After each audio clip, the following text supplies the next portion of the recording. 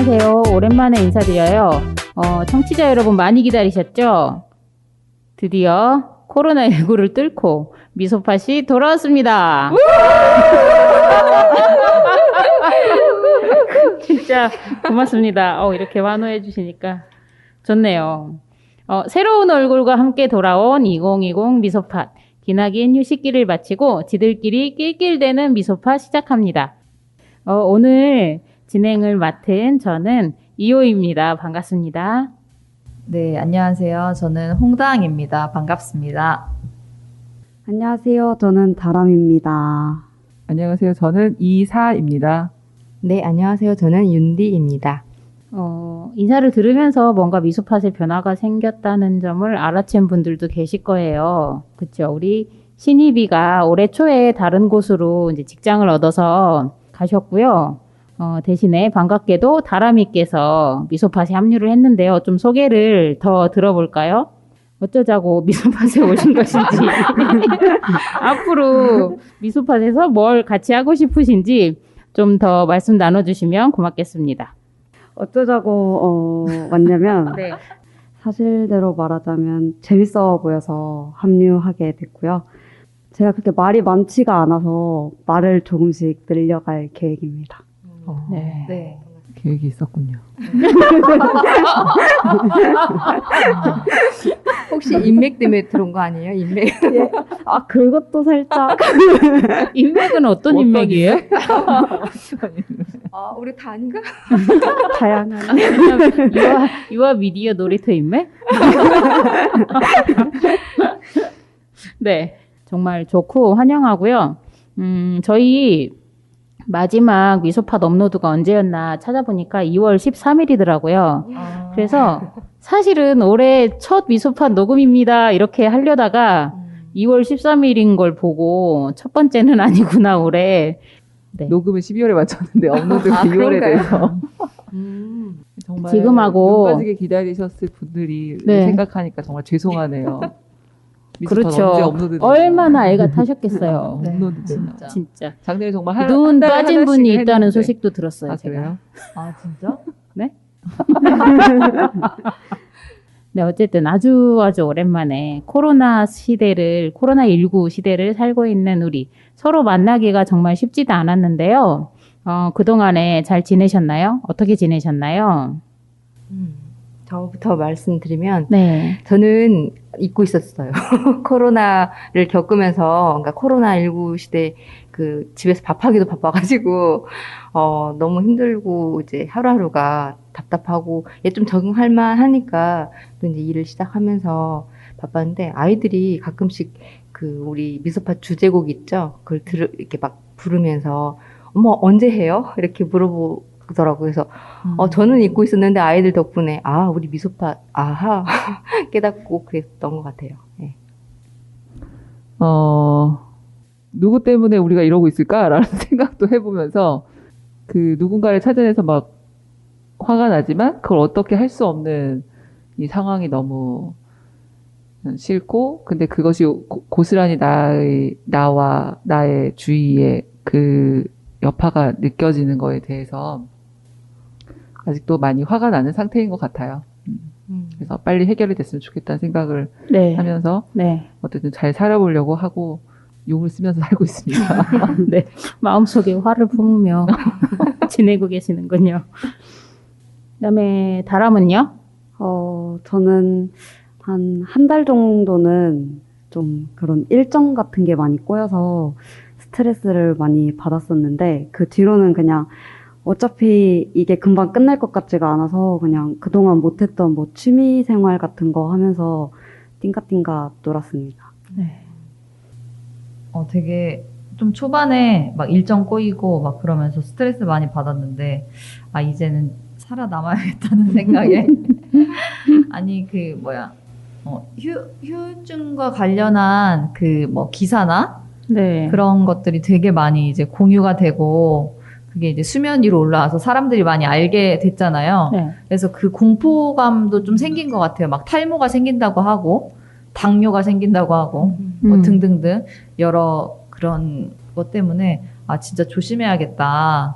진짜 걸리면 안 되겠다. 근데 이제 제 주변에 건너 사람도 걸린 거를 보면서 아, 진짜 남의 일이 아니다. 그리고 뭔가 확진자 그 동선 뜰 때 아, 진짜 겹칠 수 있겠구나라는 생각이 들더라고요. 그래서 뭔가 되게 조심스러워지는 것 같아요. 네. 요 며칠 좀 그런 생각이 듭니다. 그러니까 예전에는 진짜 약간 뉴스처럼 다가왔다면 지금은 이제 일상 정말 가까이에 왔다? 이런 생각이 드는 것 같아요. 네. 네. 사실 코로나 때문에 진짜로 일상이 널뛰기를 하고 있잖아요. 처음에는 저도 뭐 하는 일정들이 미뤄지거나 취소되거나 이러면서 너무 여유로운 게 좋았거든요. 근데 그때 못 굴린 쳇바퀴를 나중에서 굴리려고 하니까 정말 미치겠는 거예요. 정신이 쏙 빠지고 뭐 그렇게 되기도 하고 마스크에 대한 거부감도 이렇게 심했었던 것 같아요.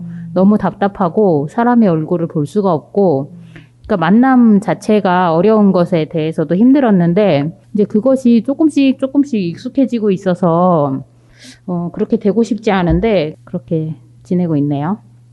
오늘 이제 코로나의 19 시대에 우리가 어떻게 살고 있는지 이런 이야기들을 좀 나눠보려고 하는데요. 퀴즈 있어요, 퀴즈. 자, 오늘의 숫자 대본에 써 있는 거랑은 다르지만 최근 업데이트된 숫자로 한번 읽어보겠습니다. 18,265, 14,368, 312, 52,795. 확진자, 이 숫자가 어떤 숫자들일까요? 확진자, 자가격리자, 사망자. 뭐 처음에 말한 거는 혹시 오, 지금 확진자. 확진자 그리고 네. 그 다 나은 사람 두 번째는 다 나은 사람인가요? 네, 격리 해제. 네. 그 다음에 뭐 검사 문제가 진행 이런 너무 거예요. 실망스럽네요. 그런 문제를 낼 거라고는 정말 생각지도 못했어요. 제가 오이가 참 고리타분한 문제를 그럼 다른 퀴즈. 아니에요, 여러분. 네. 한다영을 해주세요. 죄송합니다. 네. 너무 머리 썼잖아. 왜? 아니 막 진짜 막 이게 무슨 숫자일까? 진짜로 머리 많이 썼거든요. 진짜요? 네, 갑자기 반말이 나왔네요. 저도 그냥 홍당이 막 얘기를 한 것처럼 그냥 너무 쉽게 생각하고 그렇구나. 준비를 한 거고요. 전 사실 그 310 때문에 눈치챘어요. 사망자만 알고 있었어. 그렇구나. 네. 그러면 홍당께 이따 제 점심밥 한 숟가락 드리는 걸로 하고 광양식 바싹 불고기 한 입 주시나요? 아니요, 떡갈비구나. 담양식입니다. 어. 담양식. 네. 떡갈비구나. 네. 그쵸. 코로나19 상황이 심각해지고 있는 요즘엔 특히 더 이 숫자들을 눈여겨보게 되더라고요. 그래서 오늘 확진자는 몇 명인가, 그 수가 줄었나 늘었나, 우리 지역의 확진자가 추가가 됐나 안 됐나, 이런 것에 신경이 꽤나 많이 쓰이고 있는 시기이기도 합니다. 코로나가 벌써 7개월이더라고요. 2월 달부터 생각을 해보면, 이제 거의 1월 말 정도부터 시작이 됐는데, 지금까지 7개월의 시간을, 다들 어떻게 견디고 계신가요? 이런, 생각이 들더라고요.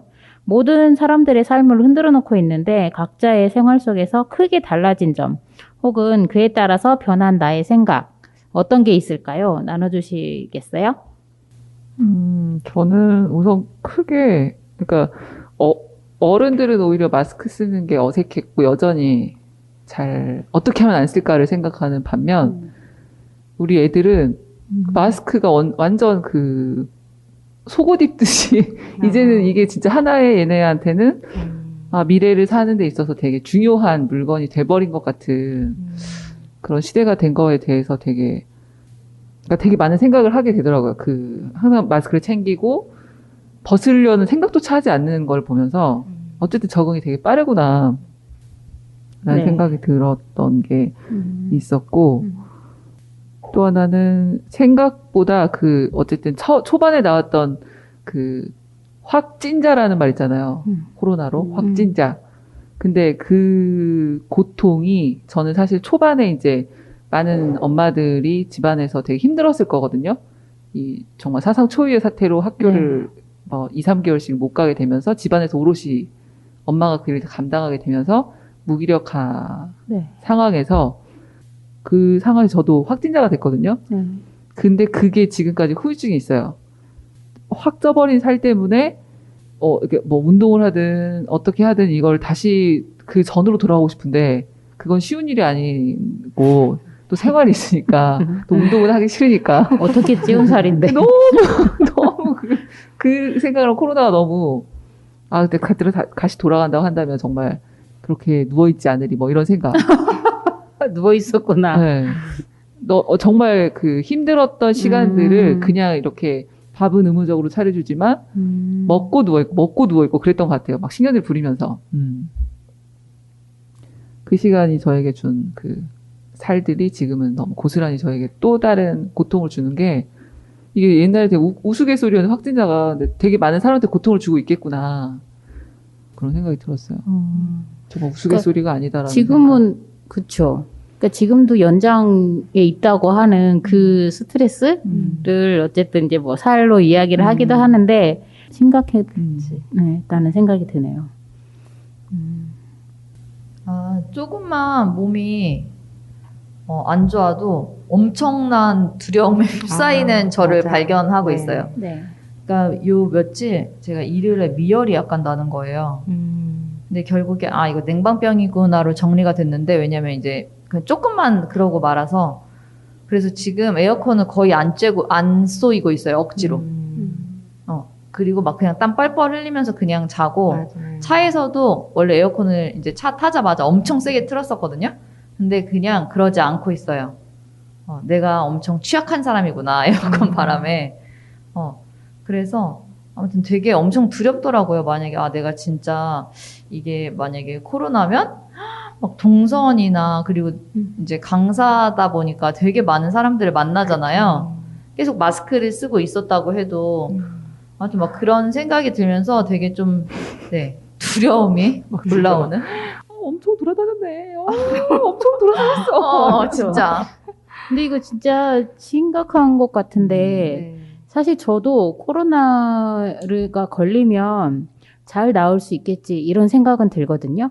그렇지만 후유증이 있대, 그게 후유증. 무섭지 않고 오히려 후유증인데. 그런 나의 효과 그게. 있잖아. 얘 누구야 도대체.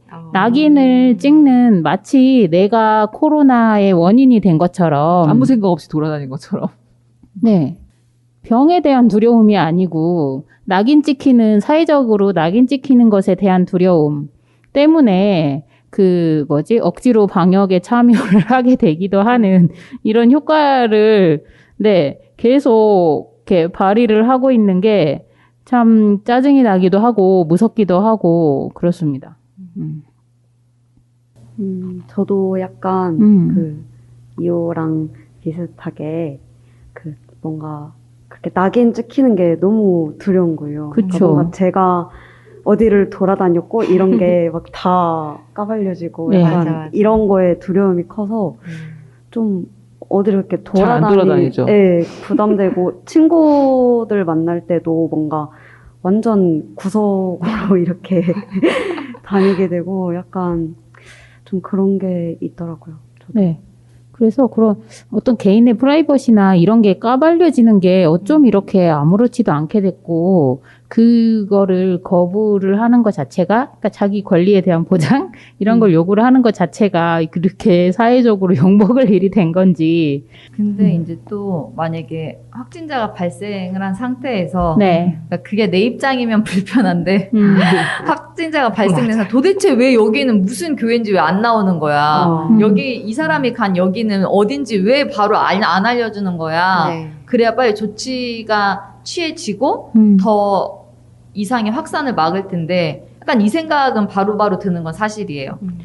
그러니까 저도 이제 최근에 제가 사는 지역에서 확진자가 어젯밤만 해도 2명이 이제 새로 추가가 됐는데 그 전에 이제 좀 차차 나아지고 있구나 하는 상황에서 갑자기 이제 그 교회발 그 확진자가 나오면서 제가 전화를 하나 받았는데 괜찮냐고 해서 왜요? 그랬더니 제 아이가 다니는 학교에서 확진자가 나온 거예요. 아, 진짜요? 네, 근데 다행이라고 해야 되나? 이거는 참, 그러니까 아이 키우는 입장에서는, 그래도 다행인데, 이 말이 먼저 나오긴 했어요. 솔직히 미안하지만. 방학이라서. 근데 방학기도 했고, 그 아이가 학교에 한 달 동안 안 나온 거예요. 네. 왜? 어떤 이유인지는 모르겠는데, 그러니까 이렇게 한 달 동안 안 나왔대. 여기까지만 이제 들으면 또, 왜? 이렇게 방금 말씀하신 것처럼 저도, 걔는 왜 학교에 안 나와? 이제 더 막 이렇게 그 이상의 어떤 정보들을 이렇게 파헤치기도 하는 것 같더라고요. 그래서. 근데 이제 저도 네. 그거에 대해서 좀 네. 자세히 알고 있거든요. 아. 그러니까 맘카페를 잘하는 언니가 말해준 거예요. 음. 근데 그랬다는 것은 뭔가 그 가족의 정보가 그냥 그렇죠. 사람들에게 공유됐기 때문이겠죠. 맞아요. 근데 이제 네. 그게 그 문서상으로는 남아 있진 않는 것 같은데, 근데 아무튼 엄청 어이가 없더라고요. 그 이유는 그 친구가 걸린 이유는. 아, 그래요? 네.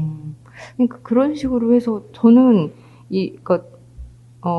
우리 질문이 그랬잖아요. 뭔가 달라진 점? 네. 저는 잔소리가 그렇지 않아도 많았는데 잔소리를 더 하게 되는 거예요. 그러니까 조심시키는 거죠. 이를테면 그러니까 내가 떳떳하게 다닌다고 하더라도 어느 순간 최근에 보건소 직원도 너무 더워서 땀 잠깐 이렇게 닦느라고 마스크 벗는 사이에 감염이 될 정도로 그 코로나가 확산되고 하니까 이제 아이들한테 손 씻어 발 씻어 뭐 이건 기본이고 뭐 가까이 가지 마. 네. 너무 하루 종일 제가 그 행동을 관찰하고 있는 거예요.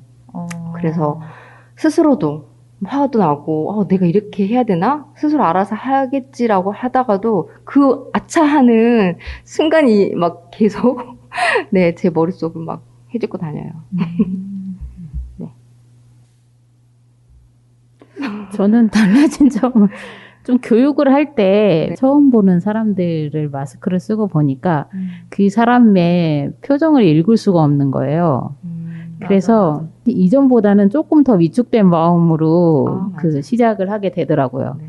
방금 생각났는데 진짜 힘들었던 게 시니어 이제 교육할 때 그 보조 강사하면서 이렇게 질문들이 막 들어오면 말을 해야 되는데 이게 마스크가 있으니까 잘 안 들리시는 거예요. 뭐라고요? 에? 막 화내시는 것 같고 그래서 잠시만요. 이렇게 숨을 진짜 정말 몰아쉬고 다시 말씀드리고 하면서 와, 이 체력도 정말 버텨내야 하는 시대구나라는 생각을 했습니다. 네. 사람 얼굴 안 보이는 건 진짜 불편한 것 같아요. 네. 일단 참여자들 얼굴을 못 뉘어요. 네. 네. 그게 되게 안타깝고, 네.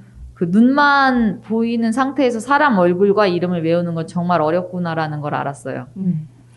그리고 내가 오이처럼 뭔가 다른 사람 표정을 읽고 그 사람이 내가 하고 있는 말을 잘 이해하고 있는지, 잘 듣고 있는지, 내가 지금 말을 잘하고 있는지 그런 거를 확인받는다는 것도 알게 된 것 같기는 해요. 사실 모두 다 이야기하면 나도 그래 이런 비슷한 변화나 어려움들을 겪고 있는 것 같네요. 그럼에도 불구하고 이 시기를 거치면서 내가 얻은 게 있다면 뭐가 있을까요? 네. 얻은 것은 뭔가 경고를 하고 있구나. 이 지구와 이 자연이 경고하고 있구나. 그건 확실하게 알은 것 같고, 제가 아까 뉴스 봤더니, 확진자 10명 중에 7명이 수도권에서 발생을 했대요. 그러니까 정말 심각한 거잖아요. 네. 그런 걸 보면서, 저렇게 빼곡하게 모여 사는 게 결코 좋지 않구나. 막 그런 생각도 들고, 또 제가 이제 어떤 교육 과정에서 서울에서 그 전주로 이사 온 친구를 봤어요. 그러니까 원래는 아빠가 전주에서 일을 하시고 그 친구랑 엄마만 서울에 있었대요. 근데 이번에 그 친구가 1학기 동안 학교를 한 번도 안 가게 되면서 그냥 이사를 왔다는 거죠. 그냥 완전히. 그래서 자기는 너무 좋다고 학교 갈 수 있어서 너무 좋다고 그렇게 이야기하는 걸 보고 되게 사람들의 생각도 네, 좀 많이 바뀔 수 있겠다. 뭐 이런 여러 가지 생각이 들었어요. 네. 그러면서 또 들은 생각은 이제 뭔가 산업 시스템이 다 멈춰버리면 진짜 농사를 지어야 되나? 이런 생각도 들긴 했어. 그렇게만도 살 수 있는데. 네. 그래서 맞아요. 그런 것들을 얻는 것 같아요. 네. 아, 원래 평소에는 생각하지 못했던 것들? 네. 네. 지속 가능한 삶을 살려면 우리가 어떻게 해야 될까? 이런 고민을 시작했다는 네. 이야기인 거죠. 정말 정리를 정리 잘하네요. 근데 아니, 제가 근데, 어제 이제 이 라디오랑 관련 네. 없이 어제 되게 그런 생각들을 혼자서 했거든요. 어제 이제 2개 프로그램을 끝내고 집에 짱 박혀 있었는데, 네, 아무튼 그런 생각이 들었습니다. 네네. 그래도, 네. 얻은 것이라고 했을 때 뭔가 이 생활을 견딜 수 있게 해주는 어떤 힘나는 거, 이렇게 그런 없어, 거를 없어, 기대를 했는데, 아니, 약간 그 기대에 그래요? 부응을 해주신 것 같아요. 아, 그래요? 네. 네. 저는 사람한테 집중하는 거. 어쨌든 코로나로 인해서 나의 자유 시간이 전혀 없어지면서 무기력과 의무감으로 이제 생활을 하면서 살다가 이건 아니다 싶으면서 이제 안 되겠어서 집안에서 가족들과 어떻게 하면 평화로워질까를 이제 막 생각하다가 시간이 많고 이제 공간에서 같이 있다 보니까 관찰하고 이해하게 되면서 그랬어요. 뭐가 그래요? 뭔가 그 전에는 정말 바쁘게 시간을 이렇게 재촉하면서 그냥 그 아이들도 대하고 막 그렇게 그냥 지내왔다고 한다면 정말 가족이 뭘까? 어떻게 하면 정말 가족과 잘 지낼 수 있을까? 공감해요. 뭐 그런 생각을 굉장히 집약적으로 했던 시기이거든요. 그래서 뭐 진짜 정말 모든 게 다 우스갯소리가 아닌 것 같아요. 이제 사람들이 가족과의 불화도 많아졌다고 그러고 심지어 폭행하는 네. 그런 뭐 남자 여자 할 거 없이 서로 이제 그 트러블이 많아지면서 뭐 그런 것들이 일어날 수밖에 없는 공간이잖아요. 그러면서 이제 왼수가 되지 않기 위해서는 내가 좀 마음이 편안해지기 위해서는 어떠한 노력을 해야 하나라는 생각을 했을 때 그냥 시간이 많은 만큼 여유 있게 천천히 노력을 사람에게 집중했던 시기가 좋은 시간들이었다는 생각이 들긴 해요. 그러다 보니까 이제 코로나가 진정이 되면서 일을 시작했을 때도 사람이 중요하지라는 생각이 더 이제 다가오게 되더라고요. 네. 저도 비슷해요. 아이들도 이제 성장하면서 저도 역시 마찬가지로 이제 어떤 겪어야 하는 어떤 그런 그 트러블들 있잖아요. 그 약간 이상하게 그 시기가 겹쳐가지고 이제 힘든 시기였는데 예전에 세월호 사건이 있었을 때 그 유가족께서 이런 말씀을 하셨거든요. 우시면서 늘 항상 웃으면서 헤어지라고 했던 말이 기억나거든요. 근데 이제 그러면서 사람의 일이라는 게 앞을 모르긴 하지만 그러니까 매 순간 뭐 불화가 없을 수는 없지만 그걸 어떻게 해결하고 어떻게 지혜롭게 좀 넘기고 서로가 좋은 방향을 찾아갈까라는 그런 생각을 안 했던 것 같아요. 그런데 이제 그 사건 이후로 그렇게 생각하다가 최근에 코로나로 인해서 이제 어떻게 사는 것이 가장 건강하고 서로를 위한 길인가라는 생각이 맨 먼저 이제 가족한테서부터 찾게 됐던 것 같고요. 그래서 좀 덜 싸웠어요. 네, 노력하니까 되더라고요. 그래서 덜 싸우게 됐고, 좀 이어서 이제 저를 말씀드리면 저는 얻은 것이라기보다는, 그러니까 제 자신이 잊어버렸던 꿈에 대한 어떤 이제 공부를, 그러니까 이거는 약간 역설인 것 같아요. 모순 일기도 하는데, 내가 하고 있는 일을 잃을까 봐서 그런 고민들로부터 시작을 했던 것이 어떤 다른 것에 닿았던, 몇 개월이었던 것 같아요. 그래서, 예, 저는 잃은 것과 얻은 것이 약간 좀 동시에, 예, 진행이 되고 있는 것 같아요. 얻은 게 엄청 많은 것처럼 들리네요. 진짜요? 네. 제가 좀 포장을 잘해요. 사랑과 꿈을 얻었어. 그런가? 역시 정말 왜 저기를 난 정리 안 잘하네. 해줘? 왜 난 정리 안 해줘? 여기 정리를 되게 멋지게 해주면서. 자, 다람. 네.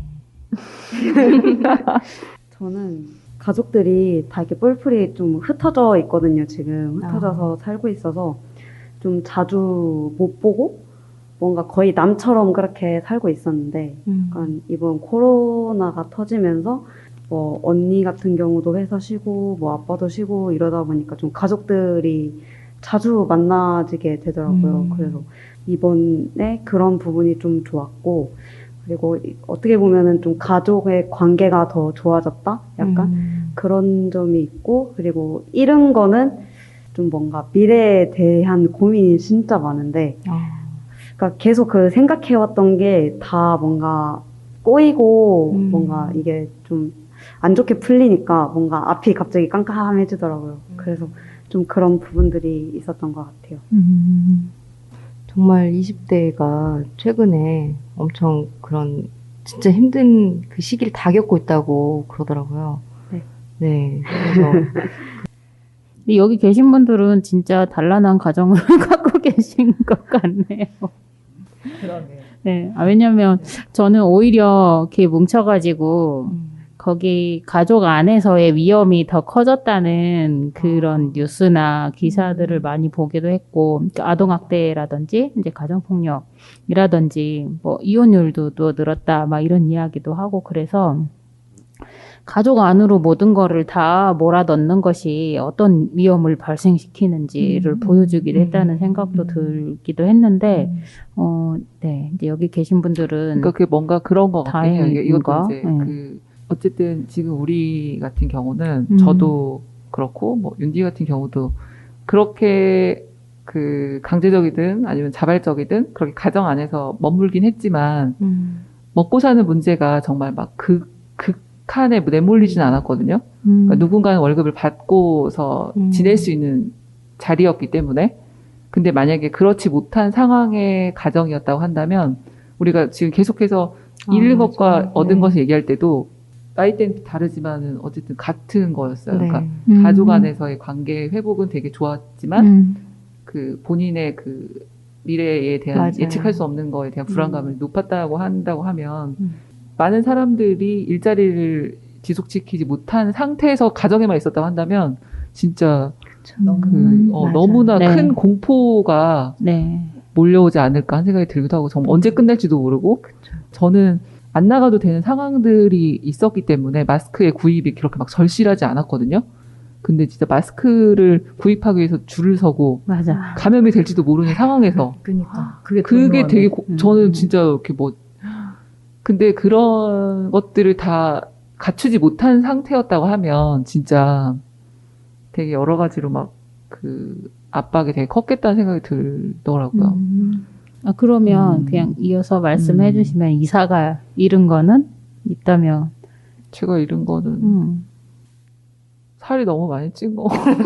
정말 다시 되돌아갈 수 없는 그 얻은 거 아닌가요? 그건 얻은 거. 저도 어제 이렇게 얘기하면 분명히 얻은 거라고 했는데 미안. 좀 예상을 벗어나야 정말. 되는데. 그래서 지금 운동을 걷고 있긴 하는데 혼자 스스로는 못 하고 있어요. 누가 가족이 옆에서. 같이 이렇게 그러니까 같이 사는 누군가가 일찍 들어와서 걷자고 하면 정말 누군가 그 말 하더라고요. 운동화 끈을 매는 데까지가 가장 멀다고. 근데 정말 그 직전까지 계속 고민을 하죠. 그래도 혼자서 걷거나 어른들만 걸으면 그래도 좀 산뜻하게 걸을 수 있는데 애들이 다 데리고 나간다는 건 진짜.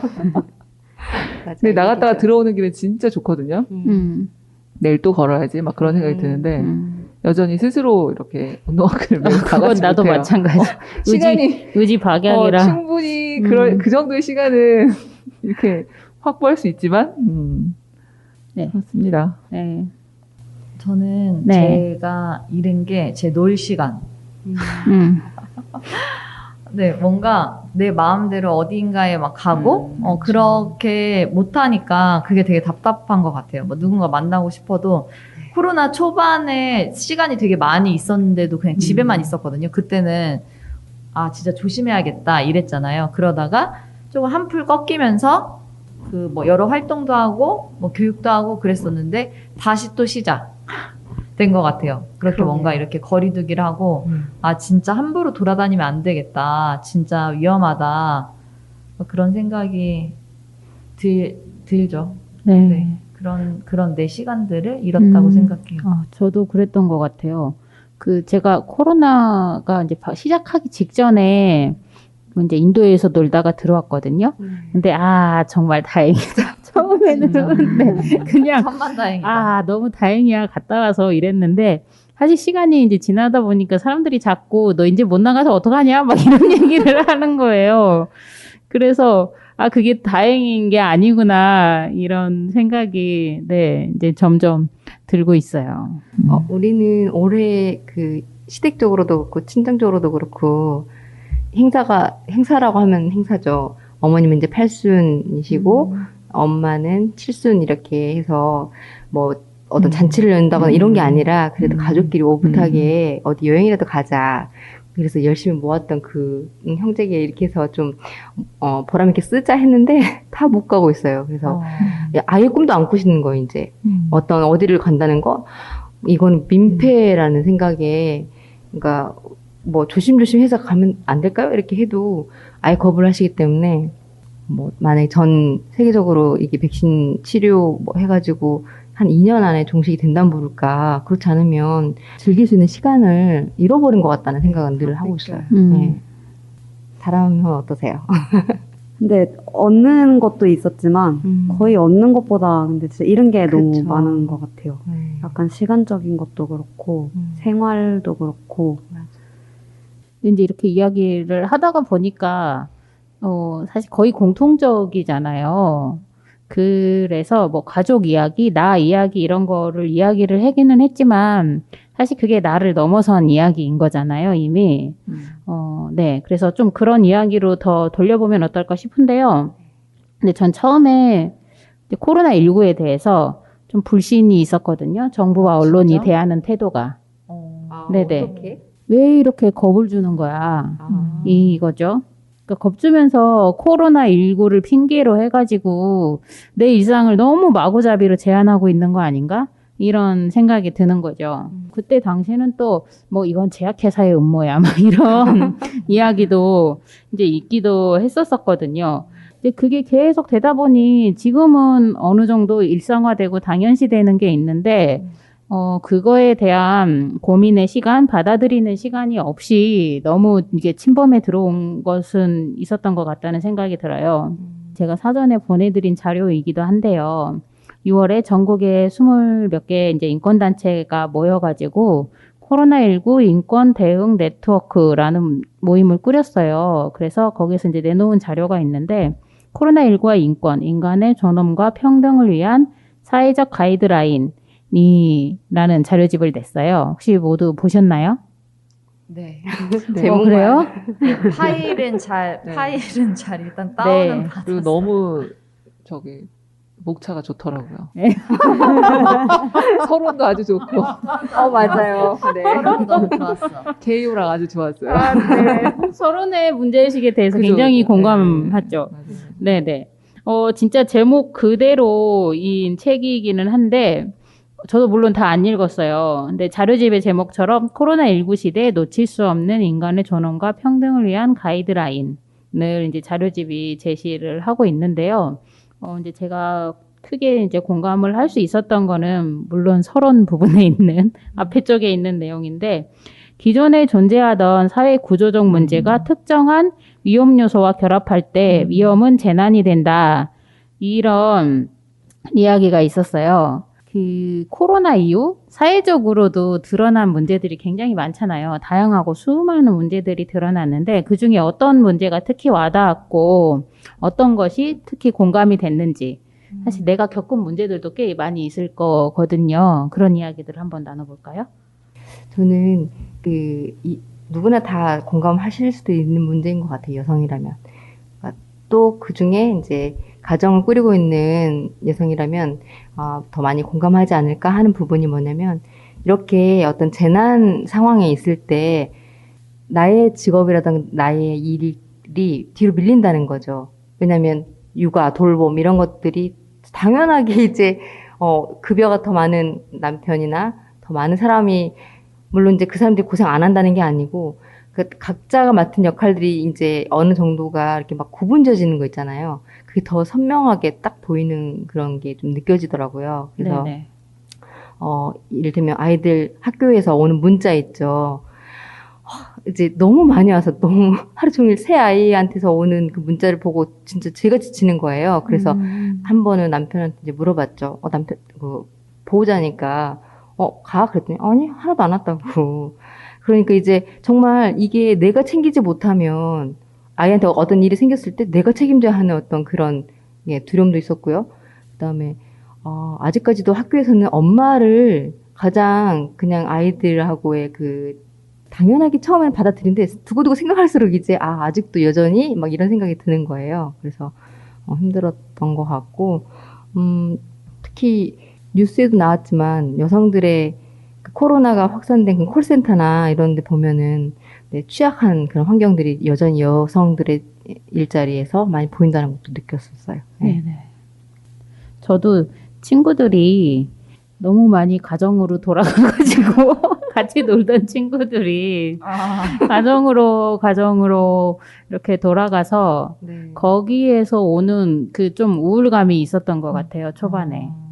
어쨌든 각자의 그 당시에 자기한테 떨어지는 뭔가를에 대해서 최선을 다하는 그런 모습들이었기는 한데 그런 관계들이 깨지는 것에서 오는 그런 게 있었던 것 같아요. 그리고 왜 내 친구들만 가정으로 돌아가고 남편놈들은 그냥 이렇게 하고 가족을 지키는 것에 대한 돌보는 것에 대한 책임이나 이런 게 다 이렇게 떨어지는 걸까? 이제 이런 생각들도 들기도 하고 그랬죠. 정말 자식은 낳으면 안 되겠군요. 3명한테 한꺼번에 문자가 너무 힘들었다 해서 그 얘기를 들으면서 출산율이 낮은 이유가 있구나 이런 생각도 뭐가 낮은 이유? 출산율이 아니 이게 그러니까 그 오이 말대로 처음에 너무 갑작스러운 어떤 상황에 직면했을 때 나 스스로도 혼란스러운데 계속 정말 하루에 수십 통의 문자 또는 막 그 카톡 이 연결 또 안 되면 왜 안 되냐 뭐 이런 그게 왜 오는 거예요? 그러니까 이제 학교에서는 책임이나 어떤 아이들 안전 때문에 그런 거죠. 학교에서도 되게 혼란스러웠을 것 같아요. 그래서 결정할 사항이 되게 로그인을 안 많아요. 했다고? 뭐 원격 수업을 안 하고 네. 있으면 그거에 전화 오지. 네. 또 뭐 모든 상황들이 다 이제 체크가 다 현장 되는 체험 거죠. 학습을 2학기 때 실행할 것이냐 안 할 것이냐 빨리 설문조사 해줘라. 네. 또 우유 급식을 실시할 건지 안 할 건지 그러니까 모든 것을 다 이제 맞아요. 요즘에는 네. 모든 앱을 깔아가지고 부모들이 거기에 대해서 빨리빨리 체크를 해주기를 네. 학교 운영 3분의 1 등교 그거에 대해서조차도 그렇죠. 부모들이 동의하는 것까지 다. 그러니까 좋게 보면 학부모의 어떤 적극적 참여가 분명히 있어야 되니까 뭐 학교 일방적인 통보보다는 훨씬 좋긴 한데 이제 그걸 이제 가중시키는 어떤 환경이 숨 막히더라고요. 그러니까 책임이 누구한테 전가되느냐인 거잖아요. 근데 그거는 꼭 그러니까 그 부모가 있는 경우에 어떤 엄마, 여성 근데 이것뿐만 아니고 사실은 학교에서 등교를 계속 미뤘잖아요.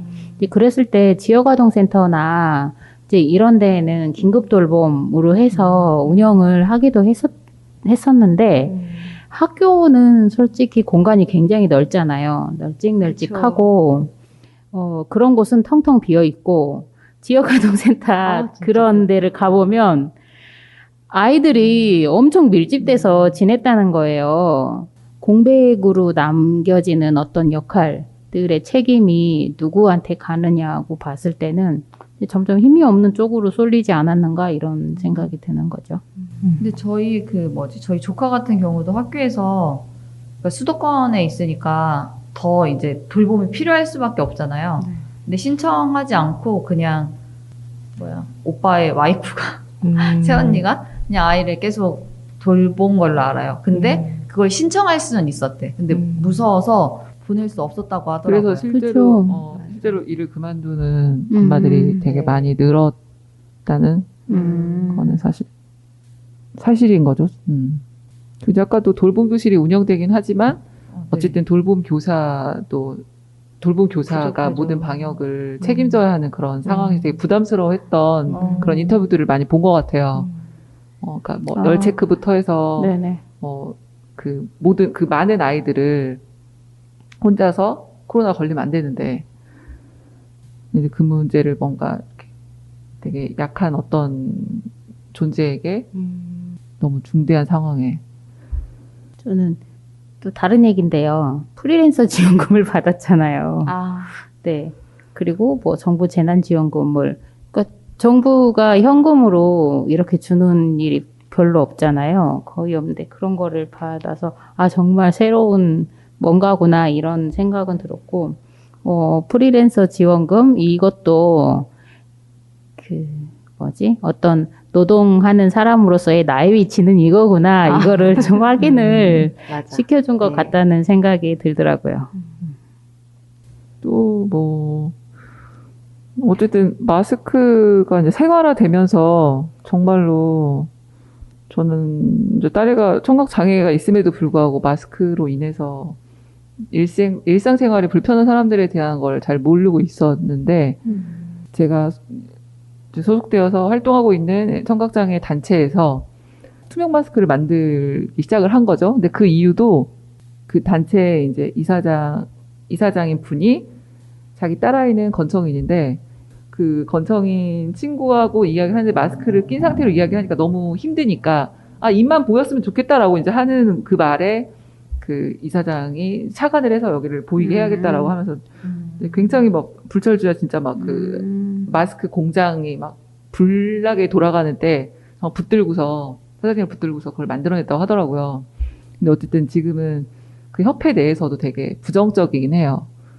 침 튀기는 것도 그렇긴 하지만 어쨌든 습하니까 나중에는 아예 보이지 않는 김이 껴서 그런 상태에서 어쨌든 보완하자고 하면서 이제 뭐 막 여러 가지 노력들을 하고 있는데 실제로 그 지체장애인 분들 수업을 하는데 청각장애인 분이 있을 거라고 생각도 못했어요.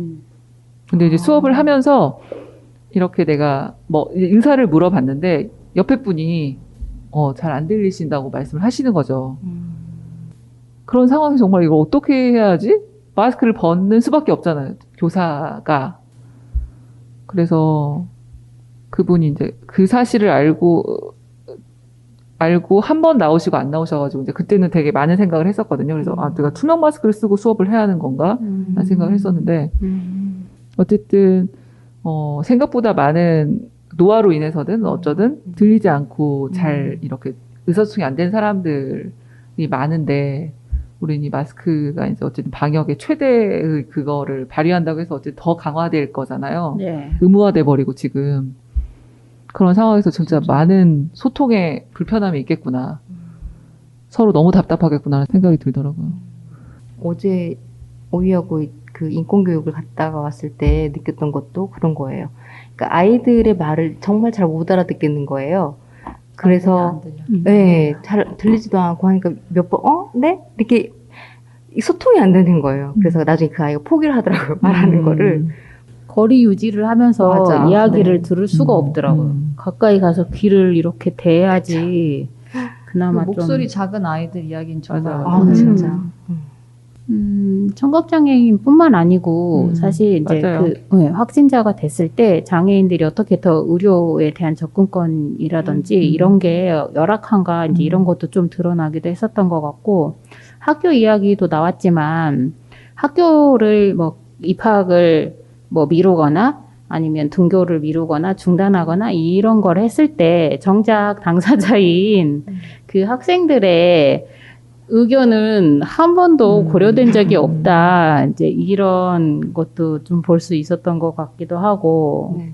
그래요. 그거 우리 큰 아이가 되게 불만이 많았었어요. 아니, 왜 교육부 장관님은 왜 자기 맘대로 이렇게. 우리는 뭐 나가고 싶거나 또는 그러니까 우리가 생각하는 것과 달리 진짜 그러니까요. 아이들 의견은 정말 하나도 안 들어가는 거잖아요. 네네. 그러니까 어차피 같은 결론이라고 하더라도 너희는 우리가 지켜줄게. 그거잖아. 너무 위험해. 세상은 너무 위험해. 우린 여전히 가만히 있어야 돼요. 슬프다. 아직도 가만히 있어. 분노해야 되는 건데. 네. 근데 그거는 뭐 우리가 이렇게 소위 아이들한테 대하는 방식이나 이제 정부나 언론이 국민한테 대하는 방식도 비슷하죠. 맞아요. 네네. 또 혹시 이것과 관련해서 할 얘기 준비하신 거 있나요? 없나요? 점점 뭐라 그래야 될까? 힘이 빠지는 더워져. 아니, 그거랑 나 사실 마이크가 너무 무거워. 그래? 바꿀까요? 되게 아, 멋있어 그리고 보여. 그 별로 멋있어 보여. 기분 투사 같아, 투사. 무거워. 아령 같아. 어깨 빠지겠네. 될것 같아. 아, 그러면 빨리 녹음을 마치는 아니면 방법. 네, 조용히 있을게요.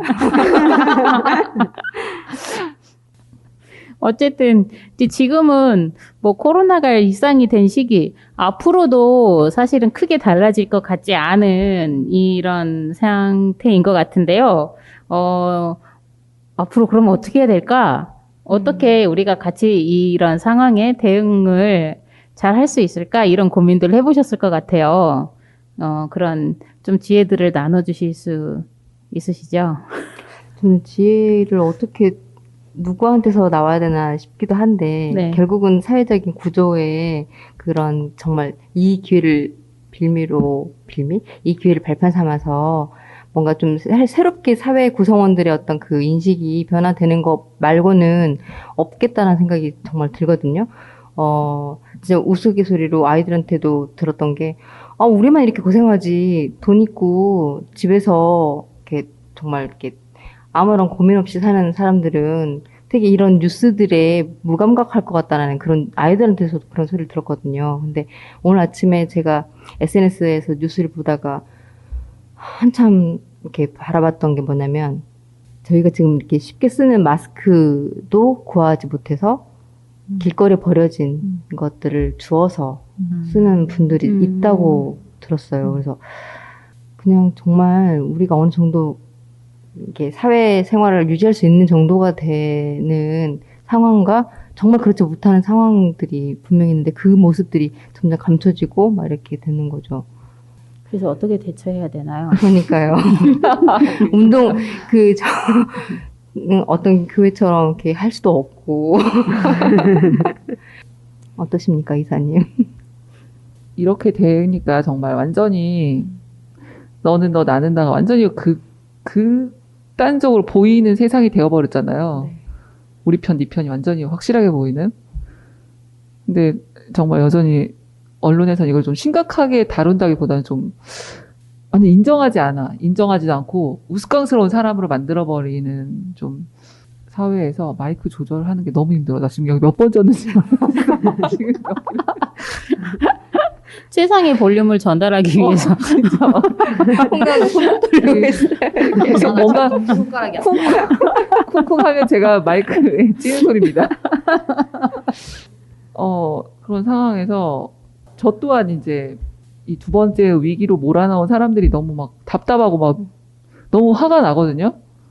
근데 지금은 우리가 그런 서로를 비웃고 비난하기보다는 어떻게 하면 좀 이 상황을 좀 이렇게 현명하게 좀 넘어갈 수 있을까라고 하는 고민을 좀 언론도 했으면 좋겠다는 생각이 들어요. 더 자극적인 뉴스만 막 계속 내보내지 말고. 네.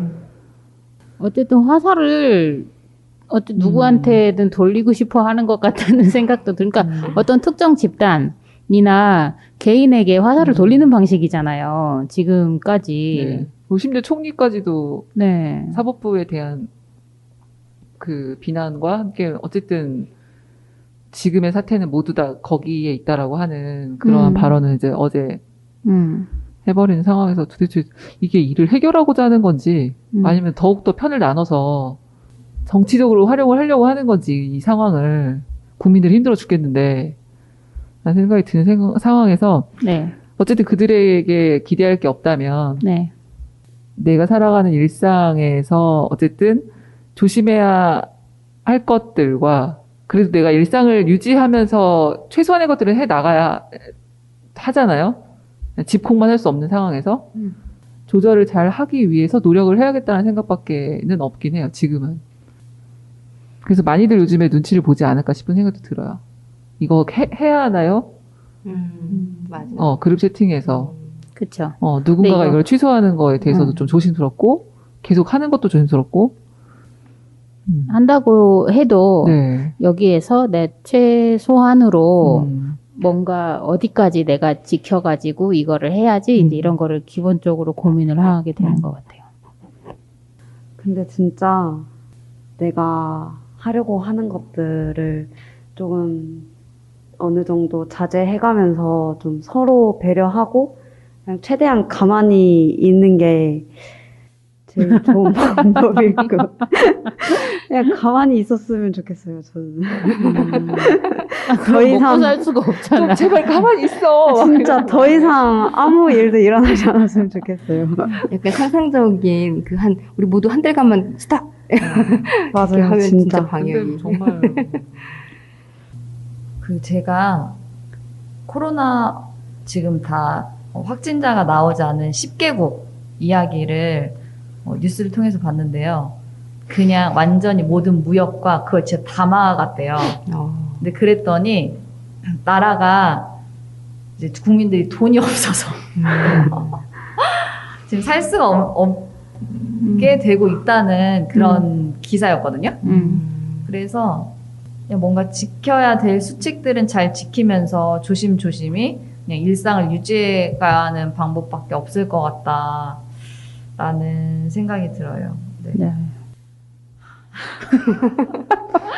한숨을 그래. 크게 쉬는 진짜 홍당이었고요. 요즘 세상이야말로 판단하기가 너무 어려운 세상인 것 같아요. 왜냐면 뭐가 변수가 너무 먼저냐라고 많아. 했을 때. 맞아. 그리고 내가 이걸 함으로써 얻을 수 있는 것과 잃을 것들 그리고 그거를 한 치 앞도 예상할 수가 없으니까 맞아요.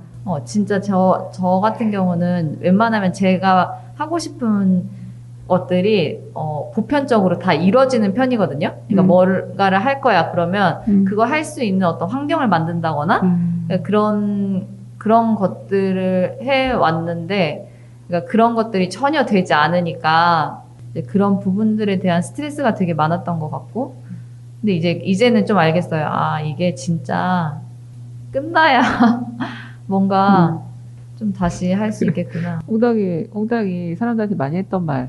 그냥 해요. 그 말이 못해. 요즘 진짜 많이 들었고. 왜냐면 홍당마저 못한다고 하면 안 될 것 같은데. 네. 맞아요. 저는 그래도 내가 하고 싶은 대로 할 거예요. 이런 말도 근데 많이 그거를 그게 진짜 안 되는 게 있구나라는 것을 그러네. 확실하게 알아요. 그러니까 재난과 재해가 나의 일이 아닐 거라고 생각한 거죠. 왜냐면 경험해 본 적이 한 번도 없으니까 재난과 재해를 이렇게 송두리째 흔들 줄을. 네. 진짜. 코로나 따위가. 그렇죠. 네, 그래서 아까 막 오이가 아까 했던 이야기 중에서 이 나라가 왜 우리의 우리 이렇게 뭔가 강압적으로 이렇게 뭔가를 못하게 하고 하나. 근데 그때 당시에 사실 우리나라 언론이나 국가에서는 이 코로나19가 정말 많이 심각하다는 것을 국민들에게 덜 보여줬던 것 같아요. 중국의 상황이라던가 그런 것이 뭔가 진짜 남의 일 같은 느낌이고 그리고 사실 이제 일본도 지금 계속 200명 넘게 나온다고 하거든요. 그것도 되게 남의 일 같았는데 갑자기 우리나라에서도 맞아. 확 터지니까 진짜 남의 일이 난 아니구나. 아직도 남의 같아. 그래요? 아직도 꿈꾸는 것 같은. 좀 그런. 그래요? 근데 지금은 정말 걸리고 싶지 않다는 생각을 하긴 하죠. 그러니까 병원에 2주 입원하고 끝이 아니구나 이거는. 네. 걸리고 치료받으면 된다라고 하는 그런 감기 같은 게 아니라는 생각이 드니까 후유증이 너무 크다는 얘기를 들으니까 정말 걸려서는 안 되는구나라는 생각이 드는. 제 동생이 파주에 사는데 파주는 진짜 아파트 문 앞까지 왔다고 코로나가. 진짜? 왜냐면 막 길 건너편에 있는 아파트에서 확진자들 막 많이 나오고 계속 많이 계속 나오고 있어서 그렇죠. 네. 근데 이제 이게 내가 막을 수 있거나, 그러니까 컨트롤 할 수 있는 문제가 아닌 거잖아요. 예전에는, 그래도 이전에는 이거 언젠간 끝나겠지 이런 생각이 들었는데, 지금은, 근데 그때도 나 걸리겠지 이런 생각은 했었거든요. 진짜? 네. 근데 이건 내가 조심하고 조심하지 않고의 문제가 문제가 아니라는 생각이 그렇긴 들었기 하죠. 때문에. 집에만 근데, 있지 않는 이상은. 네. 그리고, 지금은 나 걸리겠지, 플러스 안 끝나겠구나, 이런 생각이거든요. 그리고, 이제 그래서 어떤 사람들은 이 바이러스와 공존하는 길을 택해야 된다, 막 이런 이야기도 그것도 맞는 것 같아요. 왜냐면 하더라고요. 지금 백신도 사실 네. 선계약? 근데 백신이 나와도 맞아. 선계약을 한 것들은 다 선진국이고, 음. 그러니까 이것도 되게 확연하게 백신이 출시된 이후에 세상의 모습 진짜 정말 웃길 것 같아요. 그냥 없는 곳은 없는 대로 계속 전염되면서 사는 거고. 그래서 아까 그 홍당이 얘기한 좀 우리 사회의 시스템이나 그러니까 미래의 방향이 달라져야 되지 않을까 이런 거를 좀 고민해야 되지 않을까 이런 얘기를 해주셨잖아요. 근데 물론 그거에 공감을 하는데 저는 그 공존해야 된다고 하는 이야기를 들을 때 사실은 그렇게 회의적이기는 했어요. 아니, 인간이 만들어 온 삶이 공존의 삶이 아닌데, 어떻게 이제 바이러스가 공격한다고 바이러스랑 공존을 할 수 있다고 감히 생각하는 거지? 이런 이제 생각이 들기도 해서. 그렇지만, 홍당의 문제의식은 반드시 필요한 것 같고, 우리 이렇게 현실을 보면 너무 회의적이고, 이런 게 사실 동시에 들기도 하는 것 같아요. 근데 이렇게 마무리하고 싶진 않은데. 근데 뭔가 다르게 마무리하세요. 어렵더라도 네. 인간의 존엄과 권리를 이정표로 삼자라는 말은 네. 잊지 말고 맞아요. 그니까요. 그러니까 끝까지 이런 자료들을 보면, 챙겨야 이런 할것 상황에서도 이렇게 힘을 내는 사람들이 있구나, 음. 이런 생각을 하게 되면서, 이 상황을 대하는 나의 자세, 이런 거를 되돌아보게 되기도 하더라고요. 그 영화에서 부산행 있잖아요. 네. 그 좀비들이, 그러니까 내가 좀비가 될지 몰랐지만 좀비가 된 이후에 좀비의 특성인지 몰라도 아무튼 같이 죽으려고 하는 어떤 그런 거 있잖아요. 근데 그걸 코로나 이번에 그 일부 확진자들이 보여준 행태를 보고 저는 딱 그게 막 생각이 나는 거예요. 야, 나만 죽을 순 없어. 같이 죽어. 막 이런 거 있잖아요. 인간의 존엄성을 진짜 생각을 못 하니까 그 모습이 너무 진짜 비인간적인 것 같아가지고 화가 많이 났던 건데, 네. 네.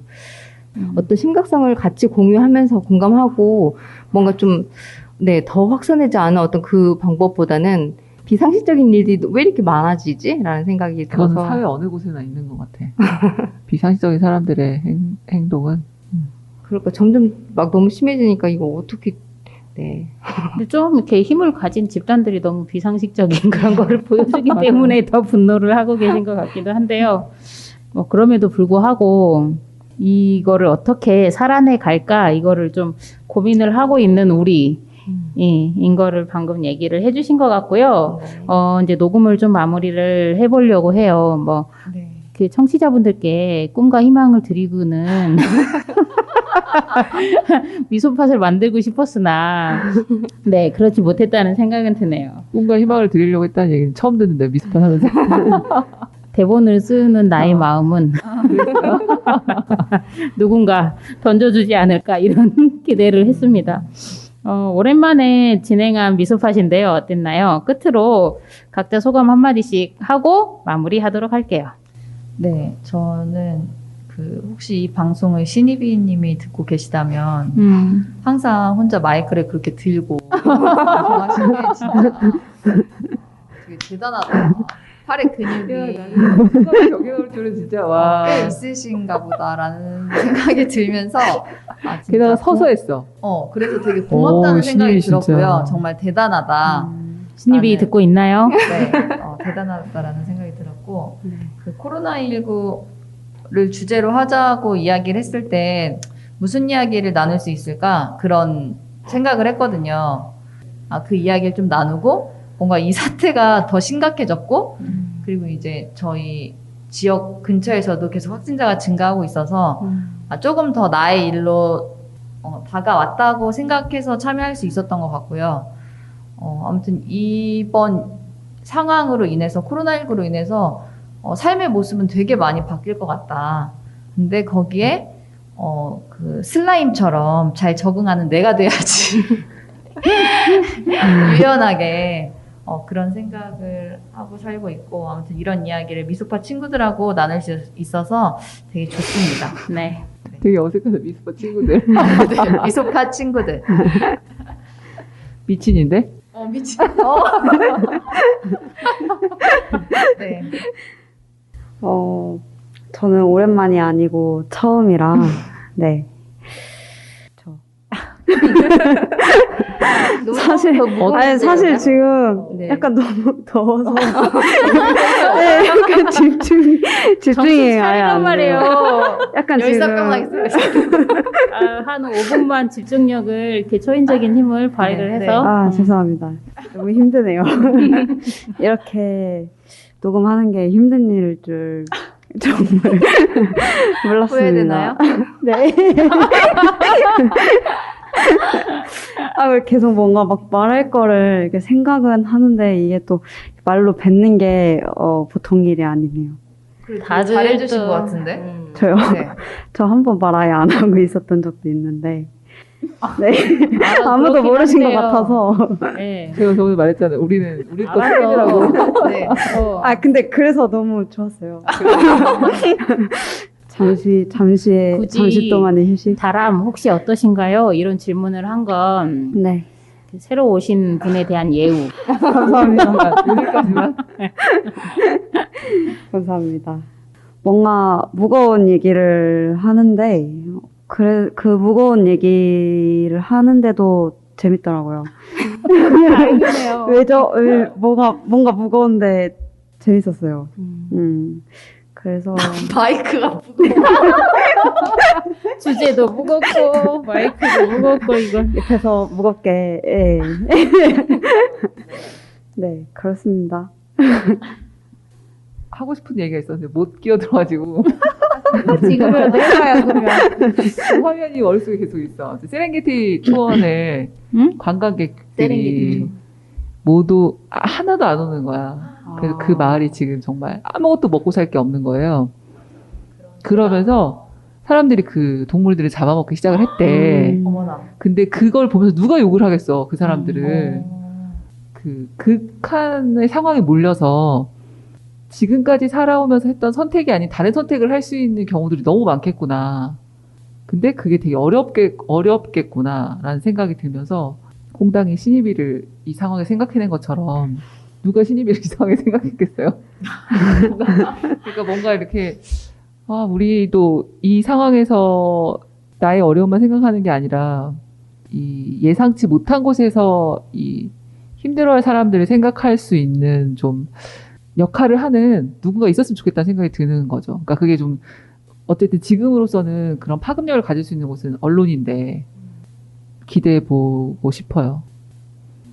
저는 이렇게 들으니까 오랜만에 미소팟 모여서 녹음한다는 생각이 되게 설레고 기다려 왔었는데 더운 여름에 그냥 습해서 에어컨을 켤 수 없는 그런 녹음 상황이 아니라 마스크를 서로 다 끼고 그다음에 거리두기도 하고 있는 상황에서 진짜 예전과 너무 많이 달라진 이 순간도 좀 적응이 안 됐고요. 그래서 조금 여느 때보다는 말씀들을 좀 이렇게 줄이신 것 같아요. 그걸 느꼈고 코로나뿐만 아니라 지금 올 여름은 진짜 비교할 수 없는 비가 많이 내렸잖아요. 그로 인해서 사람들한테 쌓인 그 누적 피로도라던가 삶의 어떤 무기력감 이런 게 되게 많아진 것 같아요. 그럼에도 불구하고 우리가 사람한테서 좀 희망을 느낄 수 있는 그런 모습들이 좀 자주 그것 또한 언론이나 미디어에서 이렇게 가공되지 않은 그냥 우리들의 그 솔직한 이야기들로 조금 더 많이 만났으면 어떨까라는 생각을 합니다. 그래서 모두 힘내시게요. 네. 네. 근데 윤디가 말한 그게 바로 뭐 이런 자리가 아닐까 이런 생각도 들기도 합니다. 네. 지금까지 얘기 같이 나눠주셔서 고맙고요. 오늘 코로나19를 놓고 다양한 이야기들을 나눴는데, 사실 이야기를 나누다 보니 우리가 코로나19 시대에 만나고 겪고 있는 것들이, 내가 속한 사회에서 나를 규정하는 어떤 경계들이지 않나 이런 생각이 들기는 했어요. 가족의 일원으로서, 여성으로서, 일하는 사람으로서 등등. 그 경계들을 좀 확장을 하면 좋겠다는 마음으로 이런 이야기들을 나눴다는 생각이 들고요. 모두 수고하셨어요. 다음에 다시 만나도록 하겠습니다. 네, 다음에 또 만나요. 네, 다음에 다시 만나요. 일단 그냥 해 되는 대로 시작했지 주제도 못 잡아 이름도 못 짓더니